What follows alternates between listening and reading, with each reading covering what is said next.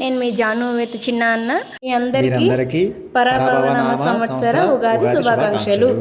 పరాభవనామ సంవత్సర అంటే మీనింగ్ చిన్న అన్న చెప్తాడు. అందరికీ కూడా పరాభవ నామ సంవత్సర ఉగాది శుభాకాంక్షలు చెప్పాం కదా. అయితే ఇందులో పరాభవ అంటే ఏంటో మనం తెలుసుకుందాం. సాధారణంగా పరాభవ అని అంటే అవమానం, ఓటమి అని అందరికీ తెలుసు. ఇది సాధారణమైనటువంటి నిర్వచనం. కానీ మనకి పండితులు చెప్తున్నటువంటి అర్థం చూసుకున్నట్లయితే కామ, క్రోధ, లోభ, మోహ, మద, మాత్సర్యాలను జయించి ధర్మబద్ధంగా ఎవరైతే కష్టపడతారో అలాంటి వారికి విజయం అనేది దక్కుతుంది అని దీని యొక్క నిర్వచనం.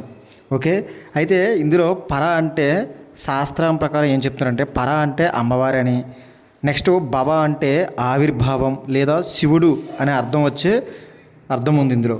అంటే కరెక్ట్గా చెప్పాలంటే మనకి అర్ధనారీశ్వర తత్వం.